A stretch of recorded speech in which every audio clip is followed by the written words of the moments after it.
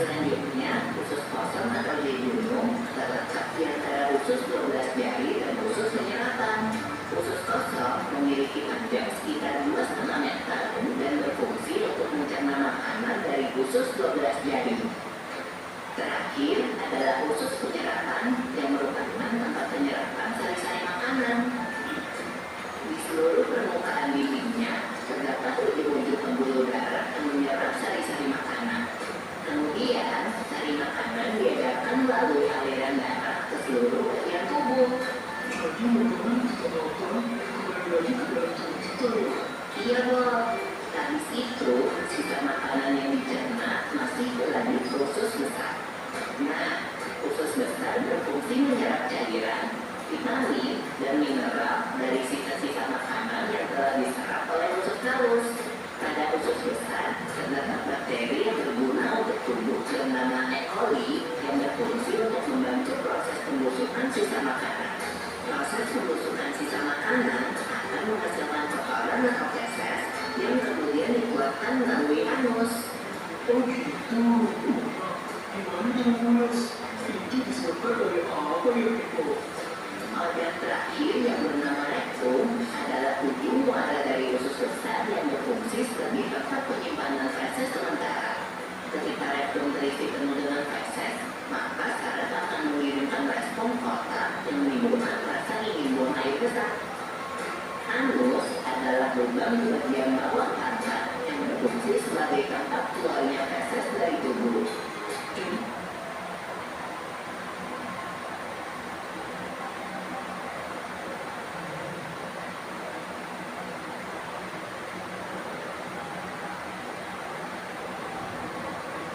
Nah, tadi kan kalian sudah menyimak video tentang sistem pencernaan manusia. Ada yang tahu tadi membahas tentang apa saja? Ya, benar, tentang sistem pencernaan. Ada organ apa saja dalam sistem pencernaan itu? Ya, terus? Benar.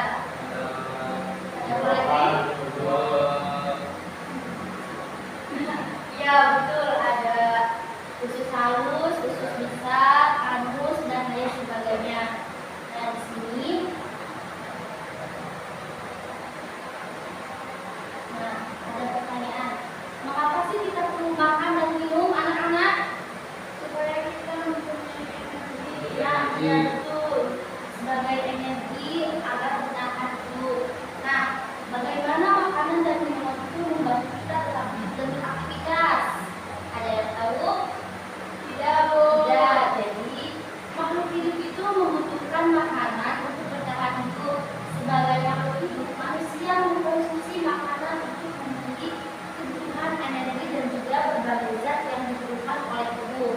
Nah, lewat nutrisi dalam makanan dan minuman ini, semua organ yang ada di dalam tubuh manusia bisa bekerja dengan baik.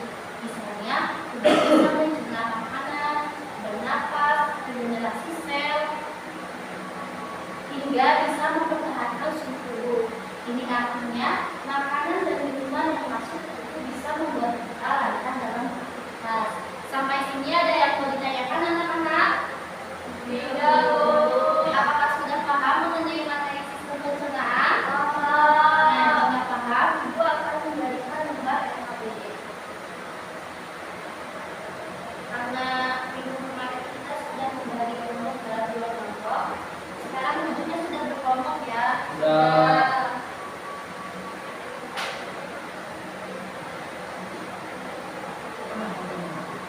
Ibu beri waktu 20 menit, 3 menit dari sekarang. Ayo kerjakan bersama teman kelompoknya. Jika ada yang merasa sulit, boleh ditanyakan.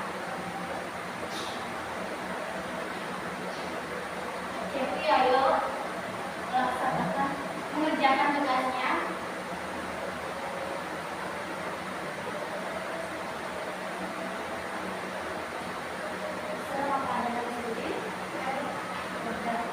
Sudah semua?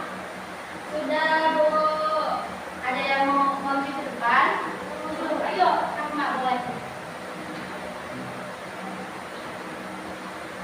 Yang pertama itu ada mulut, fungsinya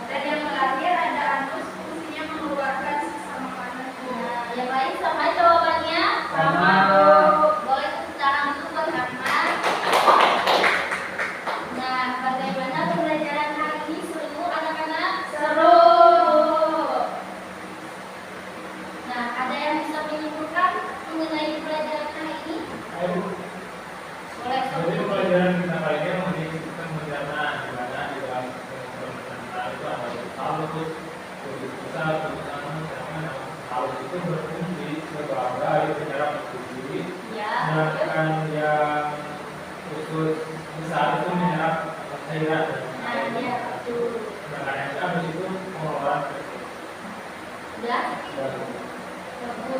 Boleh teruskan begini. Karena kalian sudah paham mengenai materi ini, Ibu akan membagikan soal evaluasi.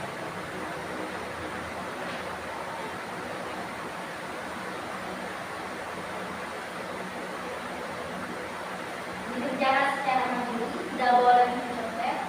Jangan lupa kasih nama kalian, Ibu beri waktu 2 menit dari sekarang.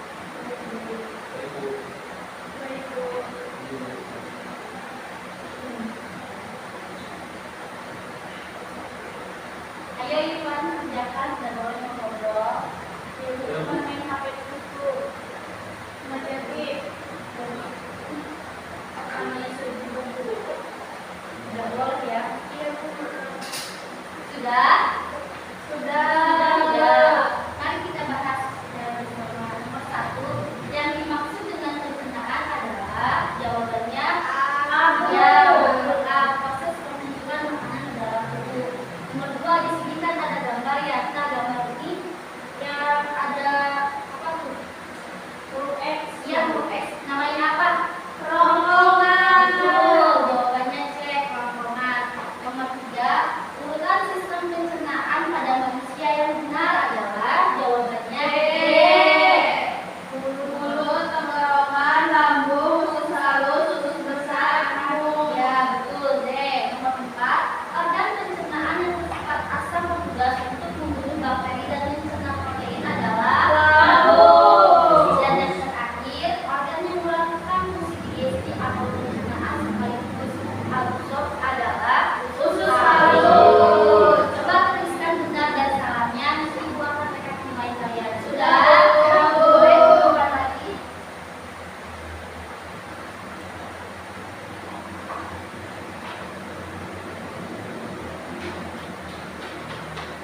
Nah, sekarang untuk PR besok kalian cukup bikin resume tentang sistem pencernaan manusia.